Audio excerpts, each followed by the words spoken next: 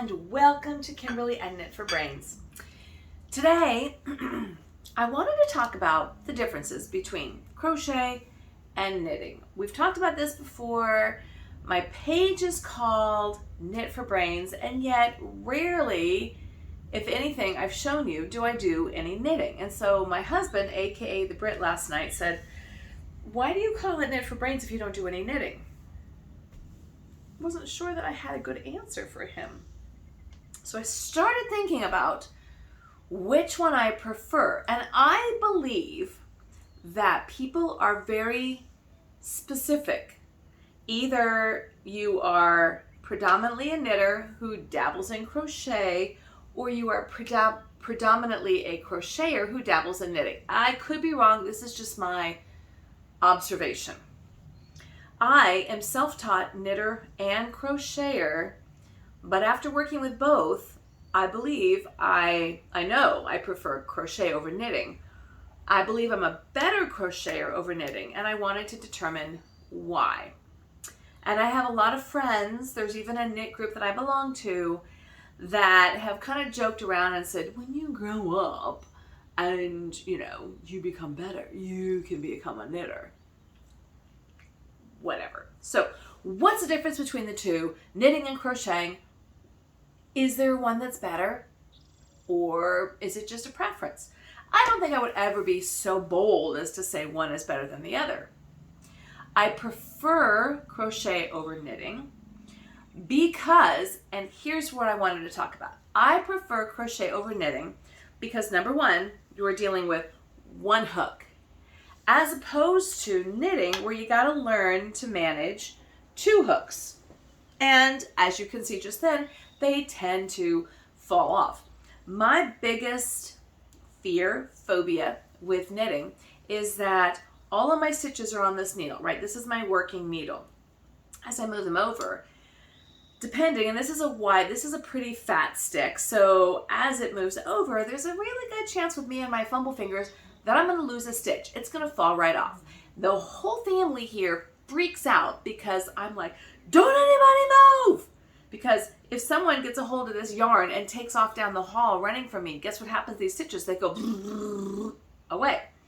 With crochet, that doesn't happen. You just lose the one working stitch, which is the only stitch that's on your hook. So personally, that's one of the main reasons why I prefer crochet over knitting. It was just easier for me to learn. Number two, I think, is the creativity that I get to have with crochet over knit. For instance, I created this is a linen stitch, which if you've been watching my videos, you know that I love the linen stitch. This is a linen stitch in crochet. I used a natural fiber cotton, I think there might have been a little bit of silk, two different colors so I get that contrasting row.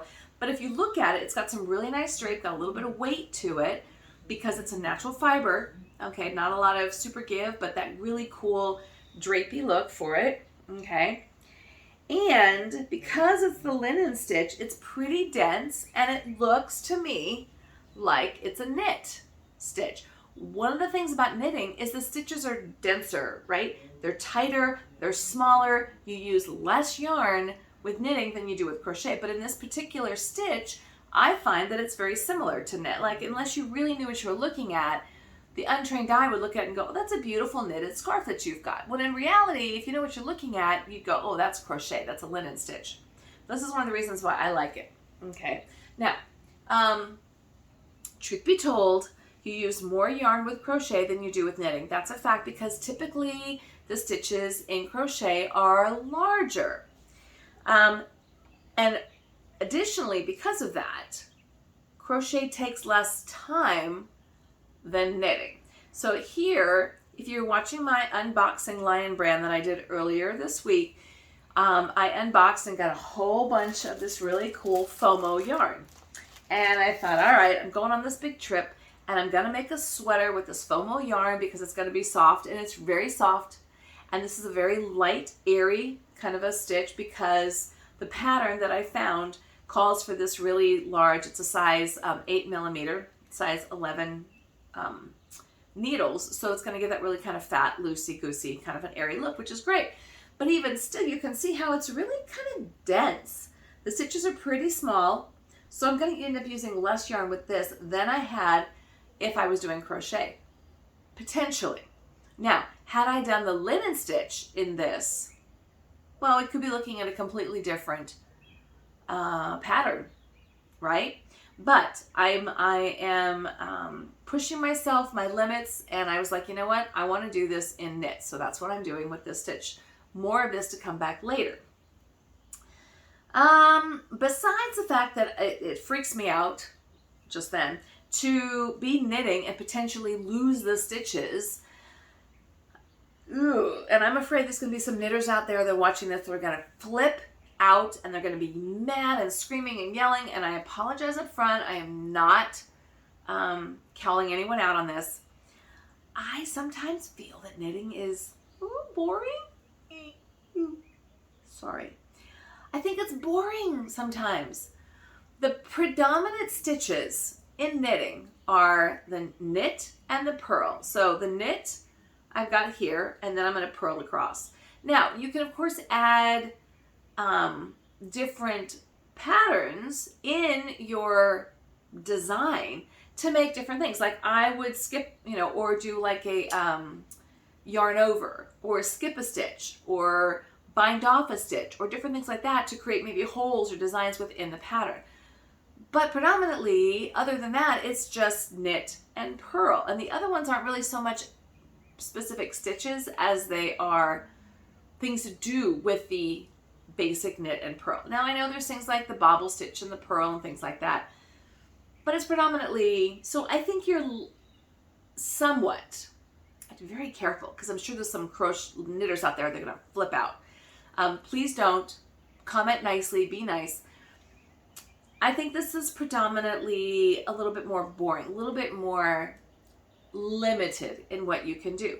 For instance, with crochet, I have done, obviously I can do scarves and hats. I can crochet on the round, but you can crochet, you can knit in the round as well too, fair enough.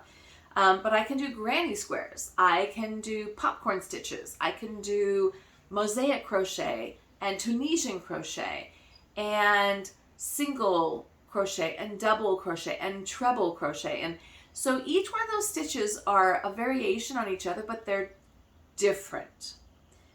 So I feel like I have more freedom, more creativity with a crochet stitch than I do with a knit stitch. That is my personal opinion. Both of them are very old crafts. Both of them started way before I thought they started. I thought that knitting came from the fishermen who used to repair their fishing nets, and they were the original fishermen. Thus the term, the pattern, the fisherman net sweater or the fisherman sweater, because those fishermen, they actually would knit their own sweaters because it was cold. In doing some research, I found that actually there are remnants and there are pictures and there are artifacts that point to the fact that people were knitting back in like the Egyptian days. Like there's some pictures, check this out, where people were actually in the hieroglyphics, they show them that they're knitting. Shocking. Crochet, from what I found, stems from a Chinese embroidery technique that then spun off to more of the Mediterranean cultures and Middle Eastern cultures. But I found history on crochet all the way back, almost as far as knitting, back to like, don't quote me on the dates, but BC, right? Back like during the Egyptian times. Both of these made a resurgence in the 1930s and the 1940s. Back in the day, in 1930s, you didn't have the wherewithal, the funds, the liberty to go out and buy a new pair of socks. If you had a hole in your sock, you had to knit them or crochet them, but most likely you knitted them because, again, it was that denser fabric. In the 1940s, crochet and knitting played huge parts in the war efforts supporting the troops.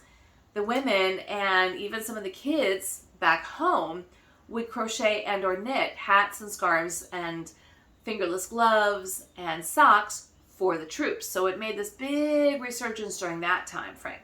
Kind of died down in the, the 60s, the 50s, it was really a big deal. Died down in the 60s. Crochet started making a resurgence back in the 70s when it was just stylish with the whole macrame and the granny squares and the ponchos and things like that. And it was more hip and trendy. But nowadays, both are really making a resurgence. So it's really cool. You can do either one and be hip and cool. If you go out to any store nowadays, you're going to see pants or vests. It's a very kind of a hippie, trendy look that's happening right now. I have seen ripped up jeans, which on that note, I am not a big fan. Why am I paying full price, $100, $200 for a pair of jeans that have rips and holes in them? I don't get it. Maybe I'm showing my age. But nowadays, like the crochet look is really coming back in. You see a lot of the ponchos and the granny squares and the Afghans that are coming back in. So both of them have, I think, their place. It really just depends on, I think, what you're comfortable with. Back in the early 1700s, as I said, kind of went through the Middle Eastern areas, Turkey and India and Persia and North America. And there's a term called tambouring, which entered into Europe about this time. Now, tambouring, if you've ever looked back, even like, I don't know, something like Downton Abbey or back in the 1700s when women had those upright embroidery hoops that they would be doing stitches into. Well, that is called tambouring. Tambouring is the French word for drum. And so it looks like a drum, and these women would be doing what basically was a crochet. It was like an embroidered look, but it was crochet. Eventually, they got rid of the existing, what they call the foundation fabric, which is what they were actually sewing into, and then they just started doing crochet. In the early 1800s, something called the shepherd's hook appeared. Now, why they came out with a hook, where that decided to be a thing, I don't know. I wasn't able to find out, but I found it very interesting. The shepherd's hook was working with a larger hook, and it resembled a shepherd's staff, thus called the shepherd's hook, right? In the mid-1800s, mid-1800s, really, crochet really came into its own, and that's when the term crochet came about, was about the mid-1800s. Now, I also found some interesting information that back in the 1800s, nuns, right, in England and Ireland and in the UK would crochet like doilies and table runners and tablecloths. And these were to be used in the churches and on the altars. And it was very precise and very small. So think lace knitting, right? And it was a trade, it was a skill that only the nuns really were able to master. And so it was something that a nun would just do, and they would sit around and they would just make these beautiful ornate tablecloths and table runners and different things for the altars. And so it originally started out as something to adorn the churches. Okay. Back in the late 1800s, Irish crochet kind of made its way abroad as a result, even during the potato famine. So this goes way, way, way back. So it's not just the French that started the whole crochet movement, even though the word crochet means small hook. So it is a French term. Back in like 1920s, 1930s, people started realizing not only is this good for tablecloths and table runners, but this is also really good for clothing. And of course, then the socks. So then it started kind of taking over or having its own place in the knitting world, where people would crochet socks and, like I said, scarves and hats and different things like that, because you didn't have mass department stores that you could just run out to the Nordstrom rack or Macy's or Kohl's and get whatever you wanted. You needed to make these yourself. And if they were socks, you needed to darn them yourselves. So I thought that was... In the 1940s, as I mentioned earlier, that's when crochet and knitting really found their place in the war efforts. Let's support our troops. Let's send them garments and clothing and, socks and things like that to keep them warm. In the 1970s and getting into the 80s is when crochet really became kind of a home DIY decor idea. And in the last, I think maybe since 2000, last 20 years, both crochet and knitting, but probably a little bit more crochet, has really kind of made a resurgence. It's all about, hey, let's create our own styles, not because we have to, but because it was a fashion statement. Hey, let's embellish these pants or this top or this whatever. So crochet has really kind of made a resurgence. Thus too has knitting, but not quite as much as crochet. This used to be your grandmother's knitting circle or your crochet circle, but really not so much anymore. I mean, I have kids, I have a knitting group that I've had going for about 5 years, and with COVID we kind of died down a little bit. But we had young girls coming in, ages like 10, all the way up to adults and, into retirement. So it's kind of become this really cool, young, little niche thing, such as even getting back into macrame. That's making a really big scene right now. These are little macrame air plant holders that I was going to hang in my windows here. So macrame is kind of a resurgence. I think a lot of this came out with COVID. What am I going to do in COVID? I'm bored, I'm alone, I'm in the house, I can't go anywhere. What am I going to do? I'm going to start to create these crafts. So a lot of the macrame, the knitting, the weaving, the crochet, different things like that started really playing a part. Knit has a similar history to crochet. Again, it ties back to, as far back as I can see, back to the Egyptians. And I've actually included a picture of the oldest known photograph of authentic knitting found. And this goes back to like the Egyptian times.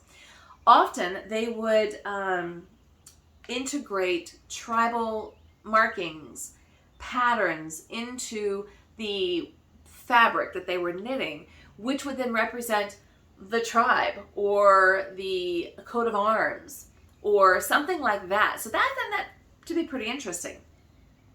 So when you get into sort of like your sock patterns, maybe your herringbones or different patterns that work through the Fair Isle, these trace back to, from what I can find, back to like your coat of arms or your different patterns that represented tribes and things like that.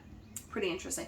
Again, knitting had its place with the fishermen, a lot in the UK and Scotland and Ireland, even down in Portugal and Spain, where they would go out on their fishing boats to catch fish, and they would get a hole in the net and needed to repair it, and so they would knit and or crochet to fix those nets. So it was really a man's sport way back when. Shocking.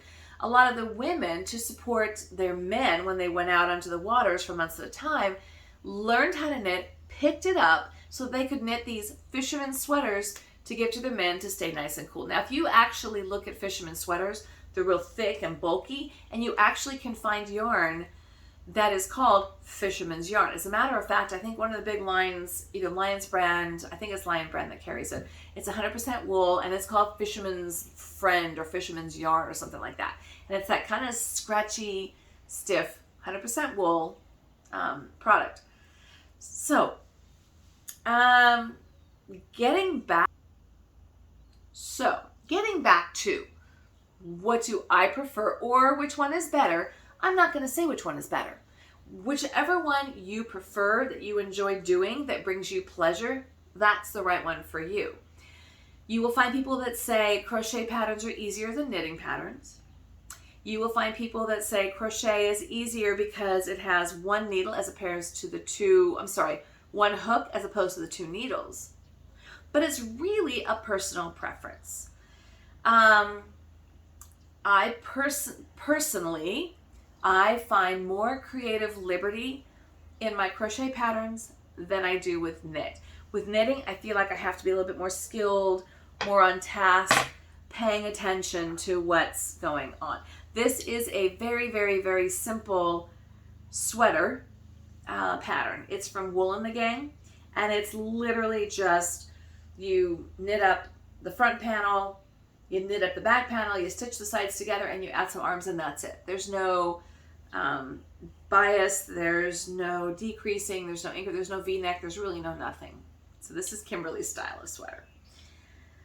So that's my take on knitting versus crochet. I'm not going to put it out there and say one is better than the other. I'm just going to tell you that personally I find crocheting to be easier, more inviting, less intimidating, faster than knitting. Somebody might disagree with me, and please, I invite you, comment in the comments below. What do you do predominantly? Do you do knitting mostly? Do you do crochet mostly? Or do you do both of them? And if you do, is it equal, or do you do one more than the other? And if so, why? I'm interested in this because it can be debatable with some people. And I found that really interesting. So again, in my preference, is one easier or better than the other? I'm going to vote crochet. But that's just my opinion. All right, so that's it for today. That is my take on crochet versus knitting. This is Kimberly with Knit for Brains. Always, always, always, thanks so much for watching and being a part of my fun, because this is fun. This is what we do. I'll bring up more content and more videos to come, so you keep watching and subscribing. Tell your friends, send them over, and we'll just keep having fun together. Thanks so much for watching. This is Kimberly with Knit for Brains. I'll see you soon.